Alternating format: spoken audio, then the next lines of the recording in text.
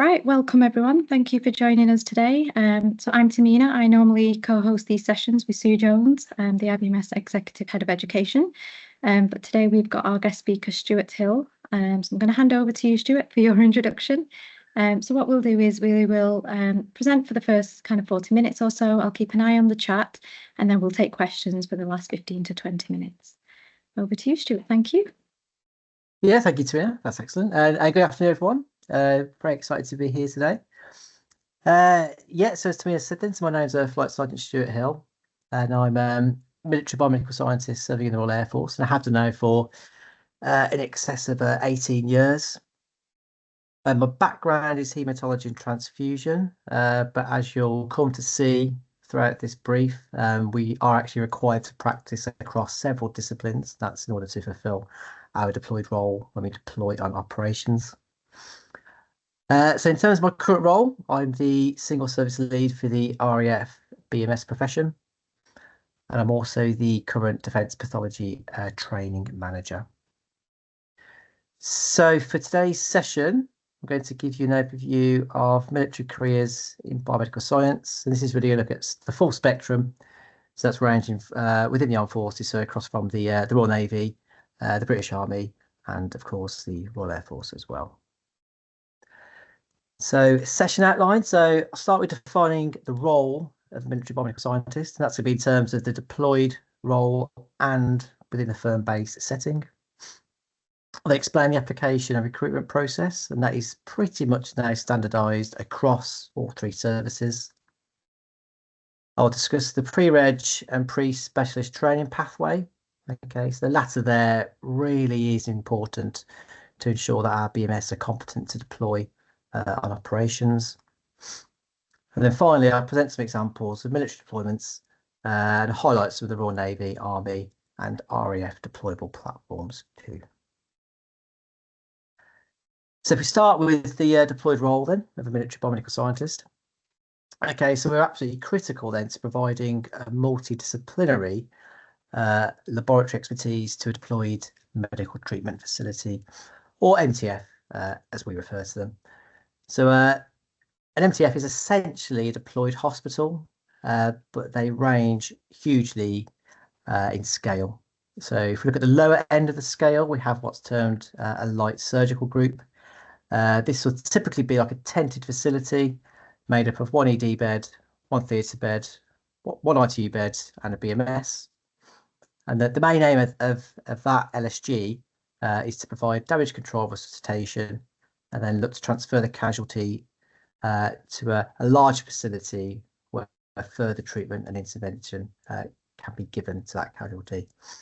But then if we transition through the different roles, we eventually get to a role 3, and that's much more akin to a large hospital. And for any of those who saw what we had that in Camp Bastion in Afghanistan, that was a role 3 facility. Okay, and that eventually became a hard standing, fully operational hospital. So in terms of diagnostics, then we deliver biochemistry, blood transfusion, hematology, and microbiology. And these 4 disciplines are what we need to train and practice in. In addition to this diagnostics, we need to set up and manage the lab.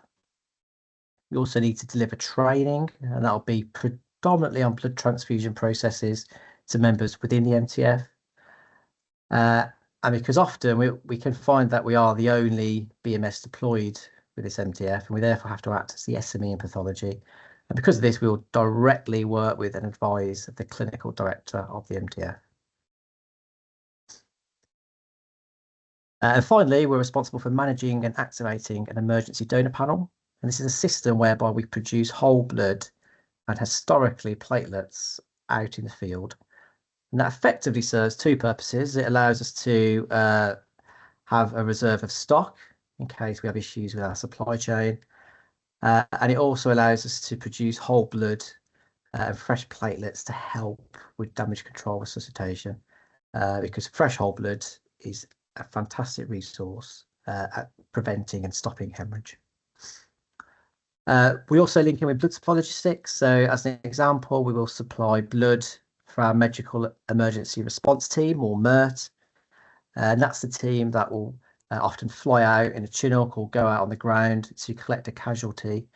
And at that point of collection, the blood that we supply to them can then be transfused to get that early intervention, blood transfusion therapy at the site of injury. Okay, so we do have a lot of responsibilities and we can be very, very busy when we deploy. This is an example of a role to enhanced facility then. So just down here then, this is obviously our specimen reception area. Across here, we have our transfusion equipment. This is our limb system in the form of a laptop. This is a 3-part hematology differential analyzer. These are our fridges and freezers. And then here, these are little gold hour boxes, which will be provided to MERT with red cells and potentially FFP. We'd also have an ISAT within this capability as well, just to provide some basic chemistry. So firm-based role. So this refers to what we do when we're not deployed. So i.e. when we're predominantly working within the UK. So the majority of military biomedical scientists are posted to a joint hospital group unit, or a JHG as we term it. And these are military units that are embedded within host NHS trusts. And these are located throughout the UK, and they are essential in providing us with our clinical placements, and they play a key role in our training also. So we have these JHGs located within Birmingham, where we've got the Royal Centre for Defence Medicine, also down in Portsmouth, which is termed JHG South, and also at Frimley Park, which is termed JHG South East. In addition to working within JHG, we also have BMS working within a Centre for Defence Pathology. So again, this is based in Birmingham, and it houses our operational support, blood supply, and quality and IT departments. We also have BMS within the Defence Medical Academy. Okay, so this is based over in Whittington, near Lichfield, where we have BMS, which are responsible for delivering training, so they can deliver BMS-focused courses and also wider medical courses. Training manager, which is me, that's where I sit, and we also have a course manager as well. And then finally, we'll have BMS posted into the wider field army. This is where they fill job positions within field hospitals and within medical supply.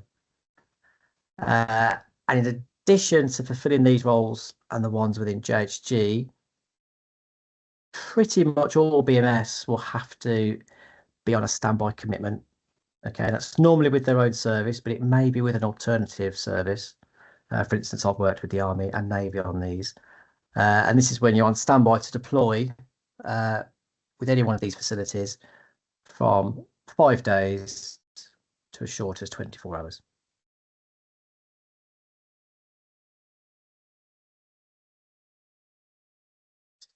So a little bit on recruitment then. So if any of you are interested, which I hope you are, in joining the Armed Forces as a military biomedical scientist, your journey will start at Armed Forces Careers Office, or AFCO, as we term it. And if you go on this website, okay, you'll be able to locate your nearest AFCO. And it should look something like this. And you can either book an appointment, or you can actually walk straight through the door and speak to somebody. I know people who, like this gentleman in this photograph, were just walking past one day. They saw it, they called in, and then 20 years later, they're actually still serving within the armed forces. I myself, though, I visited one of my local AFCO in Birmingham whilst I was at school, because obviously joining the RAF has always been was a long-term aspiration of mine. But yeah, if we look at selection then, so selection starts then with a selection interview. This is when they assess your suitability to be within the armed forces. I put on there just to point out that you don't need to do an aptitude assessment, okay? Because the AFCOs often like applicants to undertake this assessment to see what role they're best suited to. But for us, we don't need to do that. You then have an occupational health assessment. Okay, so this will assess that you are medically fit to serve in the armed forces.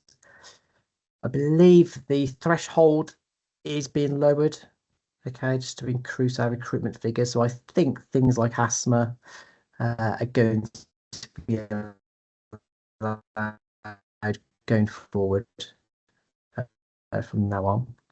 We have your fitness test. Okay, these do vary slightly between the services, and you can find out more information from each of the Army, Royal Navy and RAF websites on these.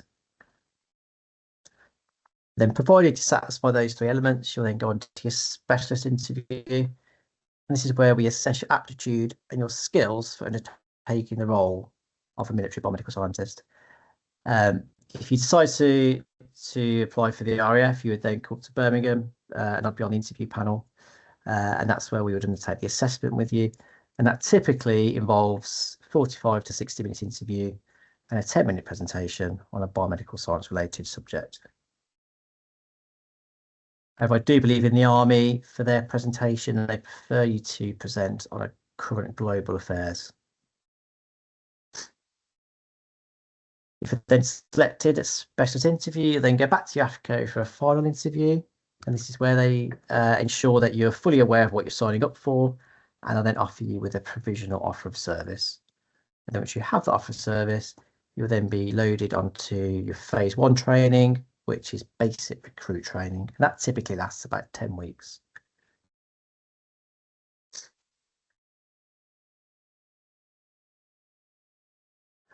Right, I just thought I'd pop a little bit here about salary and benefits. Okay, so this is what you can expect to have during training. Okay, so if you do join unqualified and with only A levels, okay, we will fully fund your honours degree.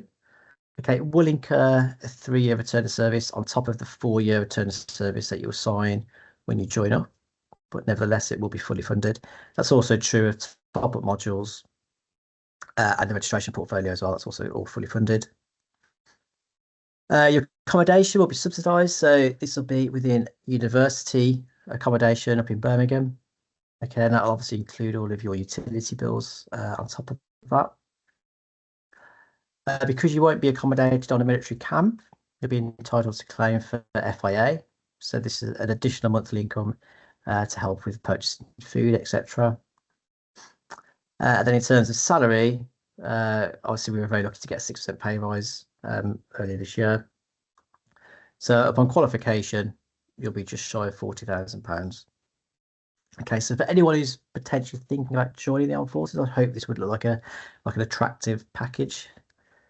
And of course, on top of this, you're actually going to have the opportunity to actually take a very exciting job and to get out there and practice biomedical scientist in a deployed environment.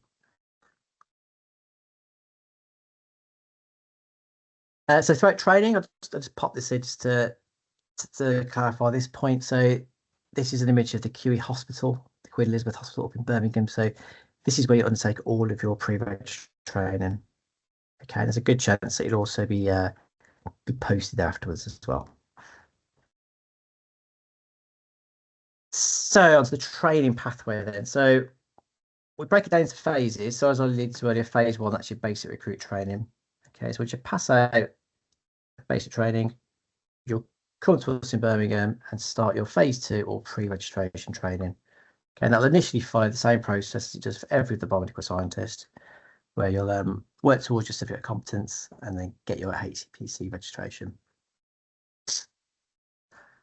We differ slightly then is that we then enrol you onto the BMS Transition to Military Practice course, or TTMP. And this is a bespoke military course which we run over 4 months up in Birmingham within our 2 training laboratories. And it's where we train you how to practice as a military biomedical scientist and learn military processes. So we're starting that transition at this point to take you from civilian biomedical scientist to a military one. And this course is now mapped to our specialist diploma in military biomedical science, which I'll come on to a little later. Then once you graduate from TTMP, you'll then go to your first unit within JHG, and you'll undertake another 2-year multidisciplinary rotation. And the point of that is to work towards completing the military diploma and completing a deployed operational competency framework. Okay, and we need that competency framework signed off for you within that 2-year period so that you can then deploy on your own. Once that's satisfied, you've then got the option of completing the military specialist portfolio, or you can transition to a single discipline. And the reason we've implemented this is because we want to give you guys more ownership of your careers. It may also be that you decide to finish the military specialist portfolio and then do a single discipline one as well.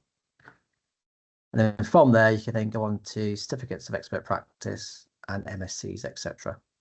And all of these courses are fully funded by Defence.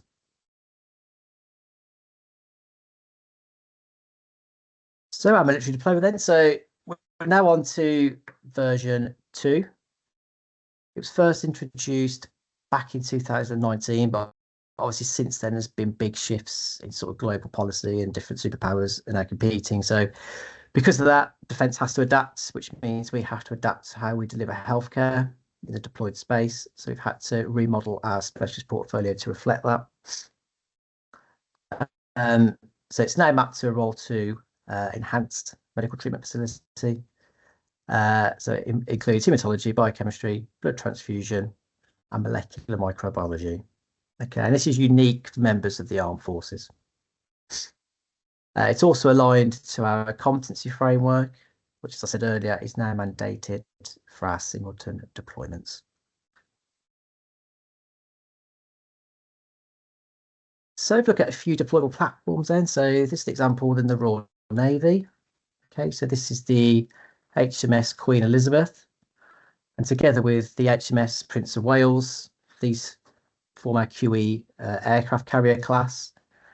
And these two ships are going to be transporting our F-35 jets. And both of these have a lab on board. And the lab somewhat resembles this. So this is an image taken from the RFA Argus, which is our hospital ship. And that has somewhere in the region of 100 hospital beds. But both ships do deploy quite regularly and they go around the world. So if you really want to get out there and travel, this is a great way to do it within the Navy. It really is. And certainly I think the HMS Prince of Wales is due to deploy next year, I believe, over to the sort of Indo-Pacific region for several months.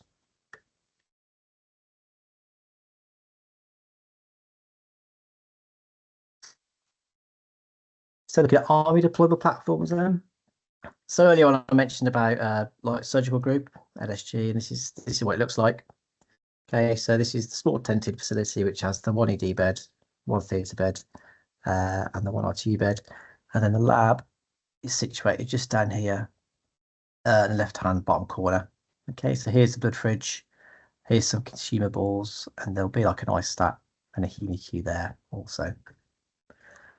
And these facilities are typically delivered by 16 Air Assault Brigade, which is located down in Colchester. So these guys are absolutely experts at deploying these facilities.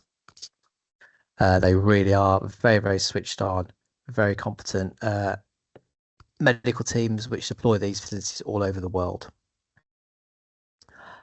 And in addition to these small, mobile, agile MTFs, which the Army deploy, they also have 2 big field units, which are located up in York and down in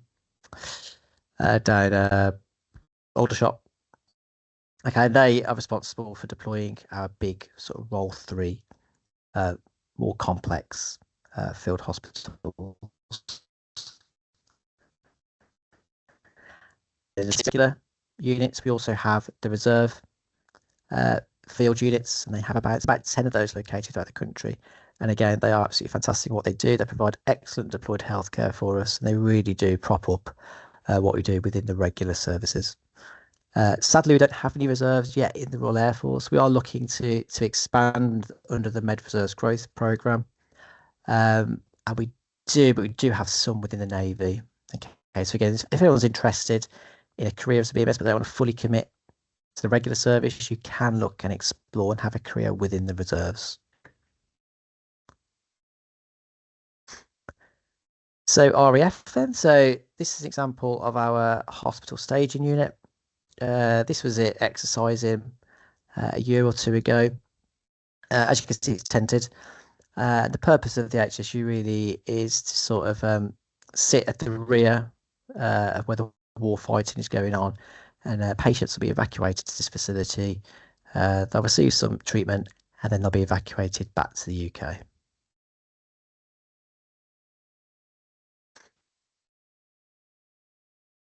Right, so let's have a look at some historical operations then. Unfortunately, I can't talk about current ops, but we can look at a few previous ones. So OPERIC then, so this was British operations during the Afghanistan campaign, which ran from I think 2002 through to 2014. That's the Major Camp Bastion.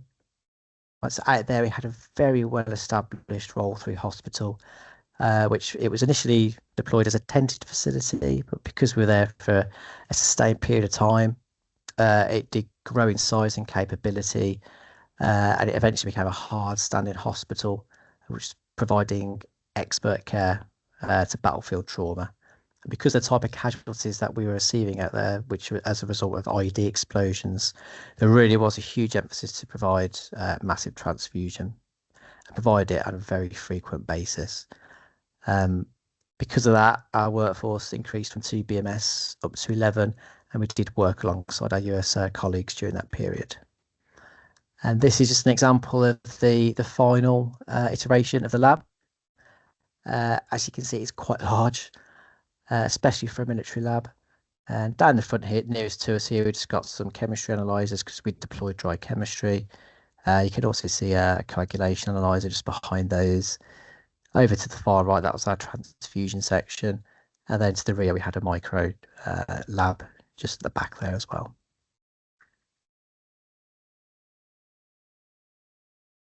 And it's making a little bit different. So this was Operation Grit Rock. Okay, so this is when British forces deployed to help with the Ebola outbreak, which happened in Sierra Leone approximately 10 years ago or so. So as you can imagine, it did require a highly bespoke facility in order to process a category 4 organism. It came to us quite quickly, so there was a lot of reactive work, and we had to sort of put together these bespoke diagnostic processes and equipment in order to handle Ebola effectively and safely. And this is an image of what the lab looked like once it was deployed out there in Sierra Leone.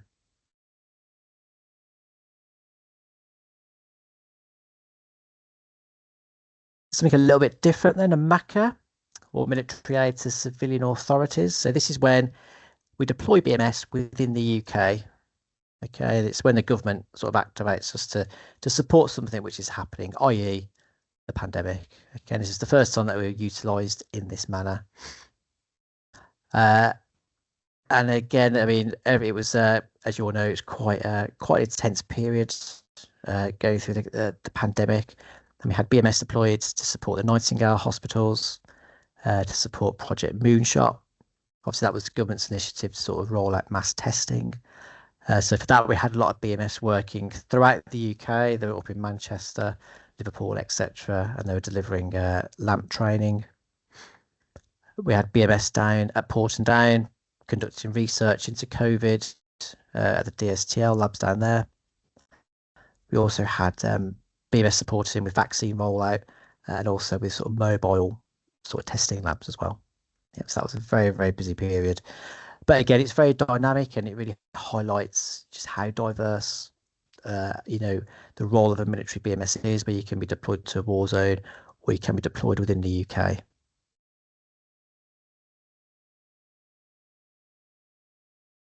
Okay, that brings me to the end of those slides. So does anybody have any questions at all? There are some questions in the chat, Stuart, so I'll just start from the beginning and take those. So first question, if an individual applies to this role with an IBMS accredited biomedical science BSc from a UK university, but does not have HCPC certification, is the HCPC portfolio training provided, or is this exclusive to the A-level entry pathway? No, it's still provided, certainly. So we do take a complete mix of people. So we take those with A levels and we take those with accredited degrees too. So in that instance, the candidate would typically do approximately 12 months of training within the lab, and that actual training will encompass all of our 4 disciplines. And during that time, you'll undertake your registration portfolio, and then qualify to then go on to the transition course then. Thank you, Stuart. And then another question. This one is whether this is available for international students as well. So we do, within the Army, we can take Commonwealth applicants. But because you are joining the armed forces, obviously the criteria is very, very strict on that. So it would depend where you're applying from and depend on subsequent security checks and nationalities, etc. Thanks, Stuart. Another one's come through. I think it's similar, so it might be that you've already answered just now. But can an international student with BSc Biomed degree and HCPC registration apply for military roles?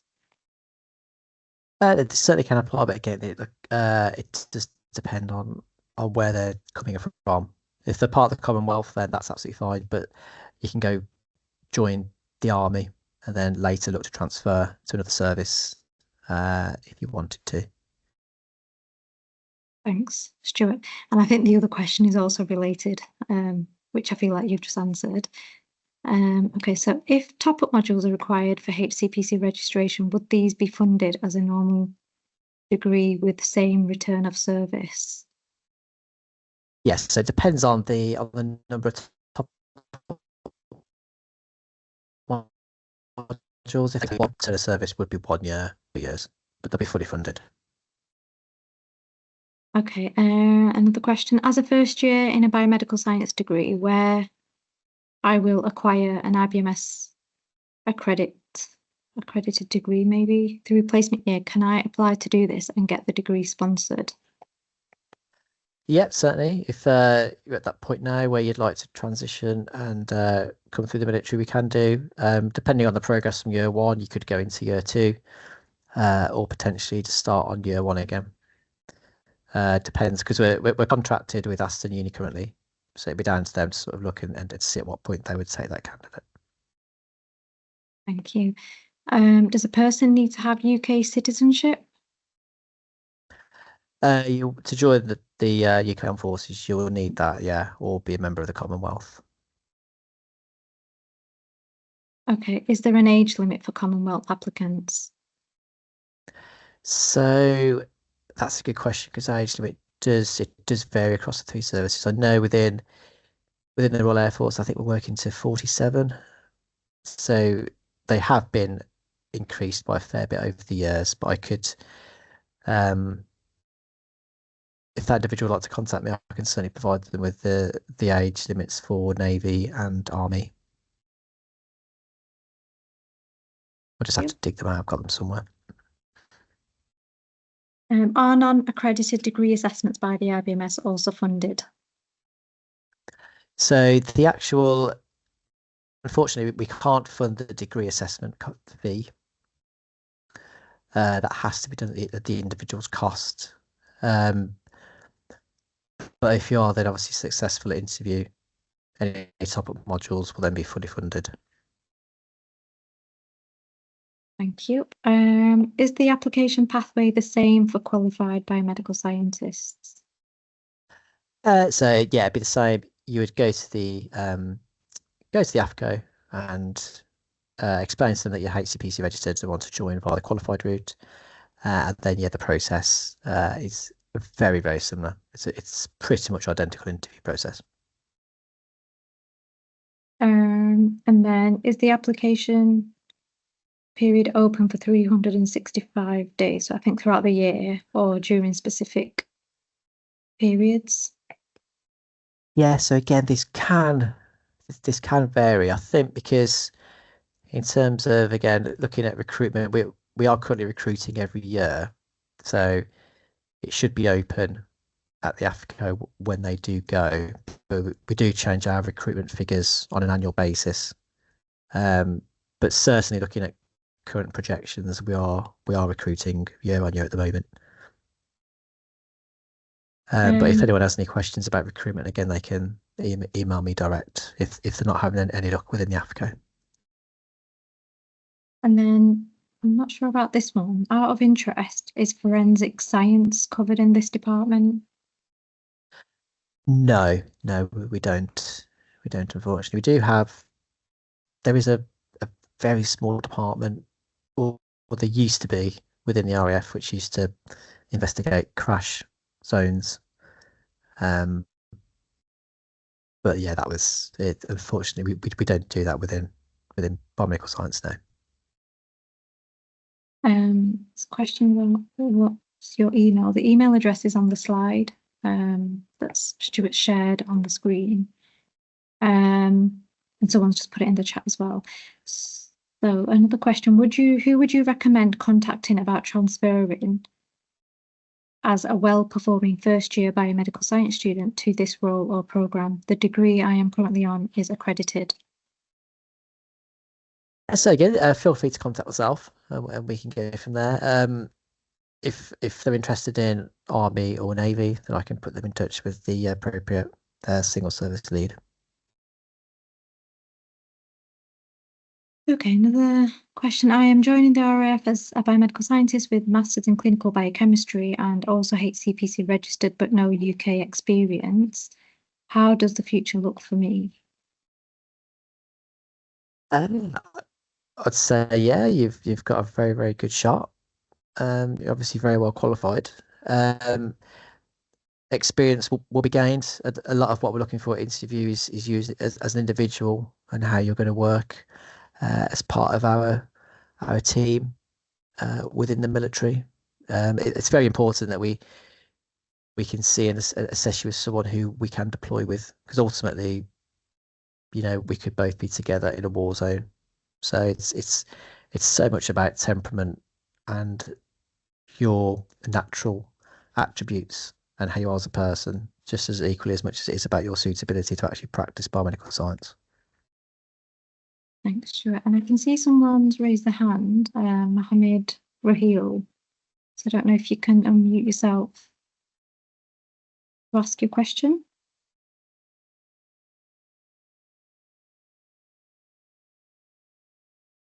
I saw the mic go off and it's on again. So sorry, now my mic is on. First of all, I will join this seminar, and this is very knowledgeable for me. I'm from Pakistan and I'm HCPC registered biomedical scientist. But now I'm registered in 2023 and apply through the NHS crack many biomedical scientist job, but yet I have not gained any job. So I have a question: what will do? Even I see the desirables and the demands of the employer, even the essential demands of the desirable. And I have prepared my supporting document and NHS track application according to this. And I have a lot of experience in this field, like in microbiology department and the transfusion medicine. So how could I can take job via this NHS track? It sounds like in terms of disciplines, I mean that's obviously very suited to the military. You certainly got 2 out of the 4 there covered. So I'd certainly recommend then going along to the AFCO and just starting the application process if that's something that you'd be interested in, Mohammed. Just pick your service. I'd recommend RAF, obviously, but And so sorry to interrupt you, sir. For this Army and Navy biomedical scientist job, apply as same as NHS track.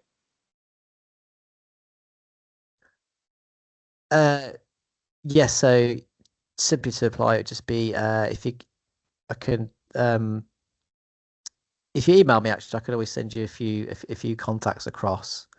But it'd just be a case of making an appointment with your local Armed Forces Careers Office and having a chat with them. I think they've switched to a bit of an online portal now, so you can actually sort of contact them, speak to them in real time as well. Okay, so thank you so much, sir. Yep, no problem. I've got another question, Stuart. Is it risky working as a biomedical scientist in deployed areas? It can be. It really does depend on the nature of the operation and who you are deploying with. So, for instance, in Afghanistan, it was actually relatively safe. Camp Bastion was a huge facility. You were located in an area where there was no indirect fire coming in at you. I mean, also, so it was relatively safe. But there may be scenarios where you have to go outside the wire, go in convoys potentially, and get a bit more closer to where the battle space is. So at times it can become more dangerous. But yeah, I guess that's just it is just part of being in the military, having to sort of work and deal with those situations. But everyone is trained up to an incredibly high standard in order to ready themselves if they do have to operate under those sorts of conditions. Thanks, Stuart. So there's a question, I think this one's probably outside of our topic, so I guess we can address that after the session. It's about getting involved, unless actually, because you mentioned being involved in a training role. Do you have any advice on how to become involved with biomedical science training? I am a training officer in cellular pathology. Not sure how relevant that is, but I have a background in teaching and training. So I don't know if that's relevant, whether this is related to training in the military or in general. Yeah, it'd be a bit of a tricky one, isn't it? Yeah. I mean, one thing we're looking to do, we do a lot of work with, obviously, with NHS colleagues of ours and stuff, and we're looking to sort of network and sort of collaborate more especially with training. Obviously, cell path isn't something we do in the military, but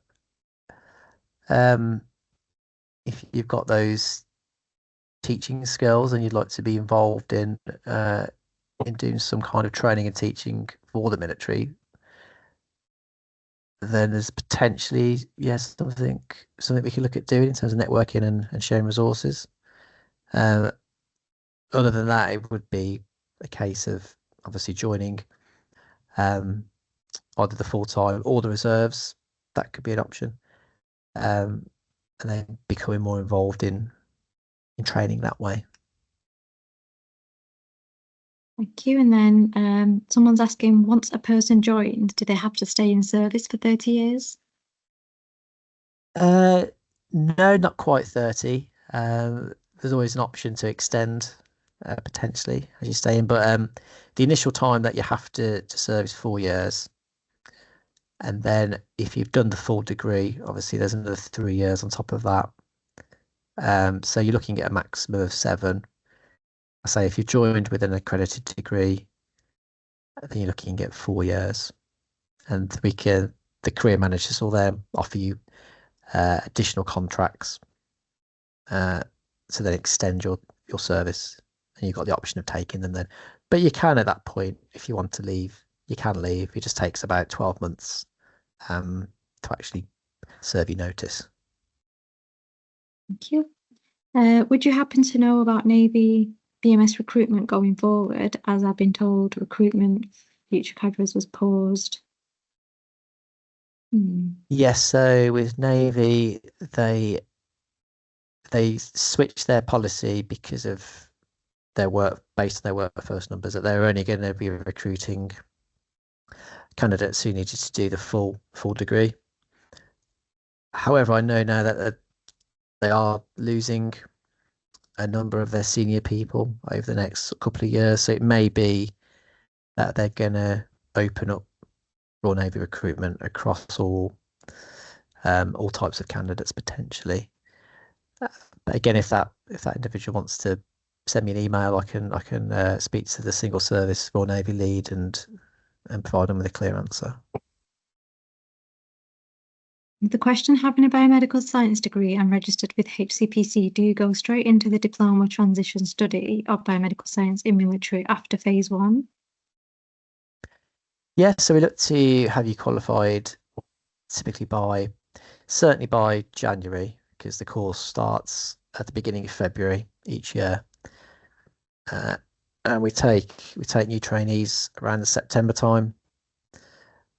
So you'd certainly be qualified by the January, and then you go straight on to TTMP in the February. And then how is the work flexibility like? Is it 9 to 5 always? Very fortunate, to be honest with you, that we do, when we're in the UK, we will work predominantly, certainly within the lab, it'll be more of a 9 to 5 for 3 days a week or so. You've got a day for military duties, your military fitness, and then you'll have some time also for doing your portfolio work, both registration and specialist. There are times when you're going to have to work over the weekends. You'll do like various military duties. You have to go on exercises where you're going to be away for a sustained period of time and working all sorts of hours. But as a general rule, especially during training, you're quite protected and you are given that stability in order to make sure that your professional qualifications are all in order.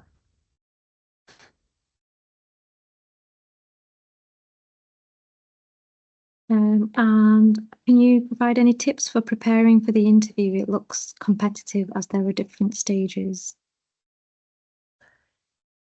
Yes, so certainly one thing is to make sure your fitness is up to speed, because that is obviously key to being accepted within the military. And then in terms of the specialist interview, which is when you come to us, like I mentioned before, we're looking at your suitability as an individual and your potential to be within the military and your potential to lead and to develop and to have the ability to practice science in a deployed environment. So it's very much looking at you as a person, looking at what you've done previously, if you've been proactive and done voluntary work at labs, or you've done anything a bit out of the ordinary where perhaps you've we've had candidates previously who have managed to go overseas and do some lab work. And it's just really showing that sort of commitment and that drive to wanting to do this job. And then I'd say that the presentation itself, we're looking at your ability to go away, research a biomedical science related subject, and then to deliver it to us within a fixed amount of time. And obviously we're going to assess the quality of your slides, how you speak, and your ability to answer questions, etc. Thank you, Stuart. And how often can one go and see family? Oh, sorry, Minnie, can you just repeat that? Sorry. How often can one go and see their family? Yes. So you'll have the option to go home every weekend, unless you're on some sort of military duties or unless you're on exercise. But you're predominantly going to get the opportunity to go home on weekends. You also get 38 days leave per year. So again, as long as that's not clashing with your training or clashing with any other military duties you've got going on, taking leave isn't a problem. Is there any sponsored training available for international HCPC registered biomedical scientists in the UK to enhance their experience?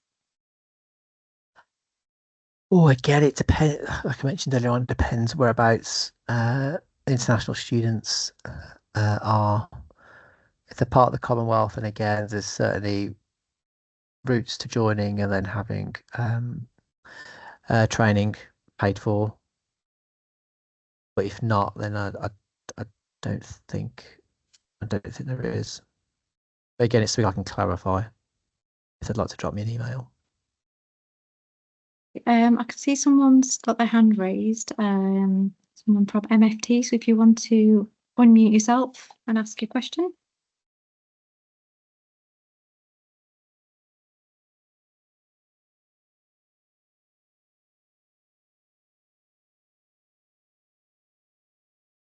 I think it's Muchiko Varia.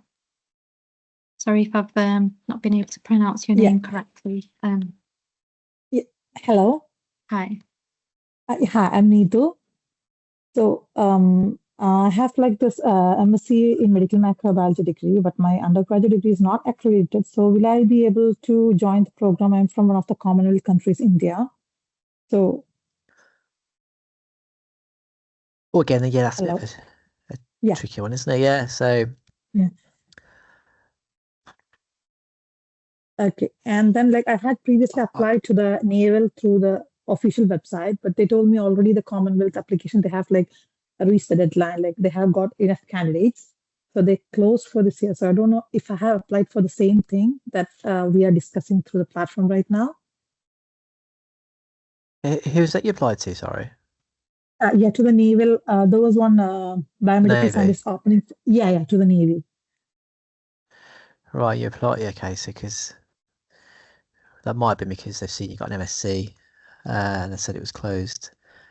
Oh yeah. Okay. What was your BSc? BSc. I did an alternative medicine degree. So that's Bachelor of Ayurvedic Medicine and Surgery from India. So it's kind of like similar to medicine, but not modern medicine. So we go through all the orthopedic gynecology, similar to medicine. We have an rotatory internship practice in each of the departments for 1 year, similar to the FY1 that we are doing in here. Right. Yeah. Right, I see. So it's a health science degree, basically. So when I when I did the UK NARIC, it's a level 7. It's a honors degree, bachelor's honors degree in health science. Right, I see. Do you practice as a scientist by any chance? Because there's obviously an equivalency route open now, but you can do an equivalency portfolio. No, but I practiced as a doctor back in India for 3 years. But the only experience that I have in lab is while I did my master's. So I did the research program, my research for my master's. That's the only experience that I have in the laboratory. Okay, no problem. Yeah. If you want, I mean, if you'd like further information, if you feel free to email me and I can look into it more and speak to the recruitment team. And just really get some more answers for you. Yeah, thank you. I have been like falling behind for so many years. I have been trying to like get hold of it. Each time when I apply, like there is something come by and it's like getting like, somehow I'm getting dropped each time. Oh no. Yeah. Okay. Thank you so much. I will mail you. Thank you. Yeah. No problem. Thank you. Got one more question in the chat, Stuart. Do you assess a person's physical fitness? If so, how? So we don't personally, but we do have obviously a team which will put you through a fitness test. So you have a pre-joining fitness test, which is run by the Armed Forces Careers Office, and then you'll have to do an annual fitness test once you're in the military. And it does vary between different services. But again, there's more information on all the physical fitness requirements on each of the service websites. So the RAF is recently changing its fitness test. The Army's changed theirs as well, but they also have like 2 fitness tests. So there's quite a lot to consider in terms of fitness, but it's all sort of there to read, and they do provide build-up programs to help you on your journey in you getting to that level of fitness which is required to actually pass and to get into the military. One more question. What happens to qualified candidates if you finish phase 1 training in, say, for example, June? Do you have to wait till September to begin your phase 2 in military practice? It would be, yes, but what we would do at that point is enroll you on the military specialist portfolio. So you'd be working towards that qualification. And then, yeah, you'd have to, unfortunately, you have to finish TTMP in order to be deemed gain to strength, as we call it, in order to then post to another JHG unit. But we certainly try and do our best if there is that sort of lag period in between to ensure that you're still getting good training and you're still actually working towards something. Thanks, Stuart. One more question. As an international HCPC registered biomedical scientist, through which link or website do I need to apply as a biomedical scientist in Navy or other military forces? Okay, it again depends whereabouts you're located. Again, I'd advise email me and then I can find out for you. That'll probably be the easiest route. Okay, and then what's the salary of direct entry biomedical scientist who has the registration and accredited degree? So again, that will be, you come in at on that same salary as what they qualify, so it'd be 40,000 to start. We've just brought in a new career management model's coming in, which is going to have different terms of service for how we promote people. But it should be introducing our own pay spine as well, which is going to be beneficial in terms of salaries. But unfortunately, because we're still transitioning into that, yeah, I don't know what the exact figures are and what the exact pay progression is going to be just yet until that's implemented. So it should be in certainly by beginning of next year. Right, So thank we'll you, definitely Stuart. have more answers then. Yeah, no problem. Can't see any more questions coming through, and there's no one else that has their hand raised. I think that might be an old hand from Muchika. So thank you so much for joining and for hosting this session, Stuart. I hope it's been useful for everyone who's joined today. This will be available as a recording as well, and any questions that come through afterwards, we can always send them out as FAQ sheets with the recording.